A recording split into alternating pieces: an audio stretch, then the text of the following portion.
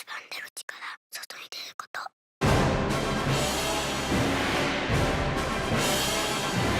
地獄ここから出たい。待ってる。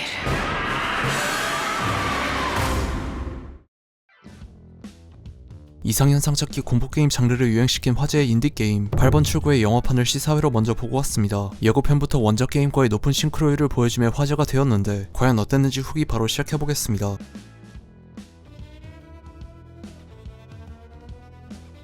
출근 시간 만원 지하철을 타고 가던 주인공은 우는 아기를 안고 탄 엄마에게 괜히 호통치는 남자를 목격하지만 자기 일이 아니란 듯이 이어폰으로 귀를 막고 외면하며 목적지에서 내립니다. 출구를 찾아 올라가던 중 헤어진 여자친구에게서 자신의 아이를 임신했단 전화를 받고 당황하지만 대화를 제대로 마치기도 전에 신호가 끊겨버리고 통화를 계속하기 위해 서둘러 지하도를 빠져나가기 시작합니다. 그러나 아무리 걸어도 지나온 길이 반복되면서 무한 루프에 빠졌다는 사실을 알게 되고 출구 번호가 숫자 0부터 시작하는 복도에서 이상현상을 발견하면 즉시 뒤로 돌아가고 이상현상이 없으면 앞으로 계속 전진하면서 8번 출구를 통해 나가라는 안내문을 발견합니다. 주인공은 반복되는 지하도에서 6개의 광고 포스터와 2개의 안내문, 3개의 문과 소화전, 그리고 모퉁이에 있는 코인 사물함과 증명사진 부스에 주목하면서 이상현상들을 찾기 시작하고 매번 같은 구간에서 정면을 주시하며 지나가는 서류 가방을 든 남자는 주인공이 아무리 말을 걸어도 반응하지 않을 루프의 일부였지만 지하도 한가운데를 헤매고 있는 한 소년을 만나 함께 움직이기로 합니다. 원작 게임은 빠르면 10분이면 클리어 가능할 정도로 특별한 스토리가 없고 분량도 생각보다 짧은 편이지만 영화는 이름 없는 주인공의 배경 스토리가 추가되었고 배우 니노미야 카즈나리가 연기한 주인공의 1인칭 시점으로 시작했다가 무한루프가 시작될 쯤부터 주인공이 얼굴을 비추고 지하도에서 벌어지는 괴현상들을 목격하며 점점 공포에 질리는 담당 배우의 연기가 정말 훌륭했으며 중반부 정도까지 니노미야 카즈나리의 원맨쇼라고 봐도 무방합니다. 원작 게임을 해본 입장에서 평가하자면 포스터의 내용이나 천장 형광 등의 모양 그리고 좌측 코너의 코인 사물함과 증명사진 부스가 추가되는 등 원작과 다른 부분도 있긴 하지만 원작 게임의 무한 반복 지하도를 거의 완벽하게 재현했고 열차 승강장과 개찰구는 실제 도쿄 지하철역에서 촬영되었지만 무한루프 지하도는 따로 세트를 만들어서 촬영했다고 합니다. 정확히 어떻게 촬영되었는진 모르겠지만 단계가 올라갈 때마다 각 장면이 롱테이크나 원 컨티뉴어스 숏으로 호흡이 길기 때문에 원작 게임의 느낌을 최대한 살리려고 한 노력이 보였습니다. 무엇보다 배우 코우치 야마토가 연기한 원작 게임의 주요 NPC이자 이상현상 중 하나인 걸어가는 남자의 게임을 뚫고 나온 듯한 싱크로율이 화제가 되었는데 각종 영화제나 시사회에서 영화 속 의상을 입고 등장해서 영화를 홍보하고 있다는 점이 재밌었습니다. 원작 게임인 어떤 어린 소년이 영화에 등장하는데 처음 예고편에서 봤을 땐 원작 게임의 프리퀄 속편인 8번 승강장에서 이상현상으로 등장하는 여자아이에게서 영감을 받은 캐릭터인 줄 알았지만 전혀 아니었고 자세한 내용은 스포일러가 될 수 있으니 더 이상 언급하지 않겠습니다. 공포영화로 분류되어 있긴 하지만 원작 게임과 동일하게 분위기와 컨셉으로 밀고 나가는 느낌이 강하고 점프스퀘어는 거의 나오지 않으며 다른 J-호러 영화들만큼 기괴한 묘사가 많이 나오지도 않기 때문에 무서운 영화를 못 보시는 분들도 안심하고 보셔도 될 것 같습니다. 원작 게임에 나오는 이상현상은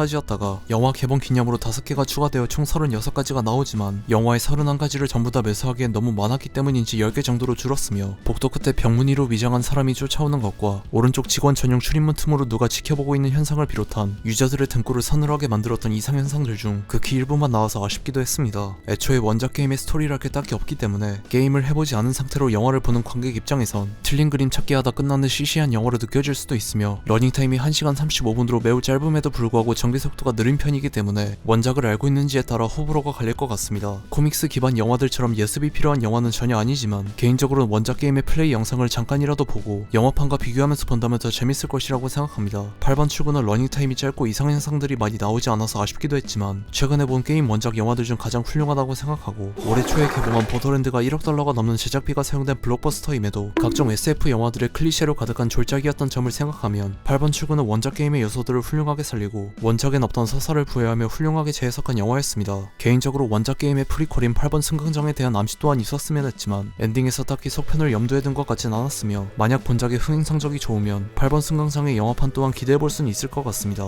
8번 출구 영화판의 성공에 힘입어 비슷한 아류작들 중에서 꽤나 좋은 평가를 받은 국산 게임 푸즈 앳 더 도어 또한 영화로 제작되면 재밌을 것 같은데 게임 원작 한국 영화 화이트데이 부서진 결계의 퀄리티를 생각하면 그냥 냅두는 게 나을 것 같기도 합니다. 여러분들은 8번 출구를 어떻게 보셨는지 댓글 남겨주시면 감사하겠습니다. 이상 시청해주셔서 감사합니다.